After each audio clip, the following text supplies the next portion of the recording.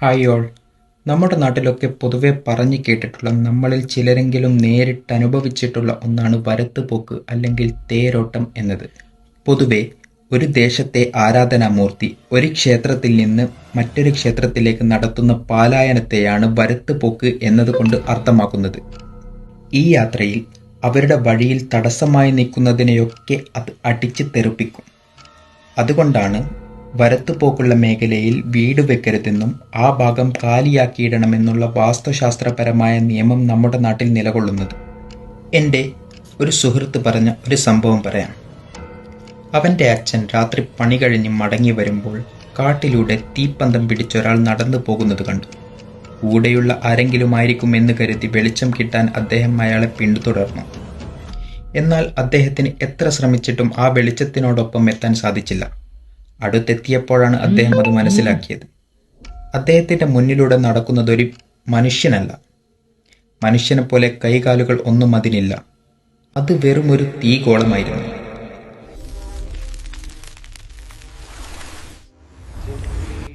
പേടിച്ചു വിറച്ച അദ്ദേഹം കാട്ടിൽ നിന്ന് പല ശബ്ദങ്ങളും കേട്ടു.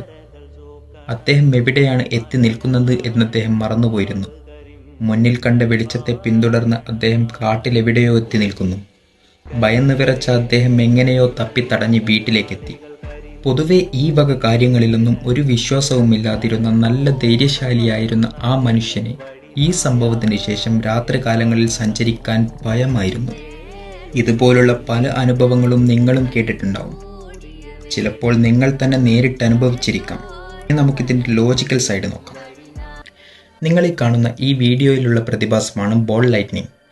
ഇടിമിന്നലിൽ നിന്നുള്ള വൈദ്യുതി ചില സമയങ്ങളിൽ ഒരു പ്ലാസ്മ ഉണ്ടാക്കുന്നു. പ്ലാസ്മ എന്നത് വൈദ്യുതി ചാർജുള്ള അയണീകരിക്കപ്പെട്ട ഒരു വാതകമാണ്. ഇത് ഒരു ബോൾ രൂപത്തിലായിരിക്കും ഉണ്ടാവുക. അതോടൊപ്പം ഇതിന് നമ്മുടെ എലമെന്റ്സിന്റെ നിറങ്ങളായ ഓറഞ്ച്, റെഡ്, യെല്ലോ അല്ലെങ്കിൽ ബ്ലൂ കളർ ഒക്കെയാണ് പൊതുവെ ഉണ്ടാവുക. ഇതിന് വായുവിൽ നിശ്ചലമായി നിൽക്കാനും കാറ്റിന്റെ എതിർദിശയിലേക്ക് സഞ്ചരിക്കാനും ഒക്കെ കഴിയും. ഇത് ഒരു മാഗ്നറ്റിക് ഫീൽഡിൽ കുടുങ്ങിപ്പോയ പ്ലാസ്മ പോലെയാണ് പ്രവർത്തിക്കുന്നത്. അതുകൊണ്ട് തന്നെ ഹൈ വോൾട്ടേജ് ഇലക്ട്രിസിറ്റി ഇത് കണ്ടെയ്ൻ ചെയ്യുന്നുണ്ട്. ഇത്രയും എനർജി കണ്ടെയ്ൻ ചെയ്യുന്നത് കൊണ്ട് തന്നെ ഇത് നമ്മുടെ ശരീരത്തിലേക്ക് തട്ടിയാൽ തെറിച്ച് വീഴാനും മരണം വരെ സംഭവിക്കാനും സാധ്യതയുണ്ട്. കേരളത്തിലെ ഈർപ്പമുള്ള അന്തരീക്ഷവും മണ്ണിലെ ലവണങ്ങളും ഇതിന് അനുയോജ്യമായ സാഹചര്യം ഒരുക്കുന്നു. നിങ്ങളിൽ പലരും കണ്ട വരത്തുപോക്ക് ഇതാണ് എന്ന് ഞാൻ പറയുന്നില്ല. എന്നാൽ നിലവിൽ ഇത് വിശകലനം ചെയ്യാൻ നമുക്ക് ഉപയോഗിക്കാൻ പറ്റുന്ന ഏറ്റവും നല്ല ലോജിക്കൽ സൈഡ് ഇതാണ്. നമുക്ക് ചുറ്റുമുള്ള കാര്യങ്ങൾക്കെല്ലാം ഒരു ലോജിക്കുണ്ട്. എന്നാൽ അത് മനസ്സിലാക്കിയെടുക്കാനുള്ള കഴിവ് നമുക്ക് ഇപ്പോൾ ഇല്ല എന്ന് മാത്രം. ഇത് വിശ്വസിക്കാത്തവർക്ക് മറ്റു പലതും പോലെ ഇതും ഒരു അന്ധവിശ്വാസം മാത്രമായിരിക്കും.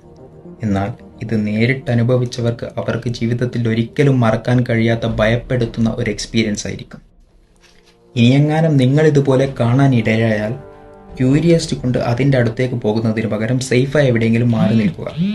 കാരണം അതിപ്പോൾ ബോൾ ലൈറ്റ്നിങ് ആണെങ്കിലും വരത്തുപോക്കാണെങ്കിലും നമുക്ക് നല്ലതിനല്ല. അപ്പോൾ വീഡിയോ ഇഷ്ടപ്പെട്ടാൽ ലൈക്ക് ചെയ്യുക. നിങ്ങൾക്ക് ഇതുപോലുള്ള അനുഭവം ഉണ്ടായിട്ടുണ്ടെങ്കിൽ താഴെ കമൻറ്റ് ചെയ്യുക. പിന്നെ ആ സബ്സ്ക്രൈബ് കൂടി ഒന്ന് പരിഗണിക്കുക.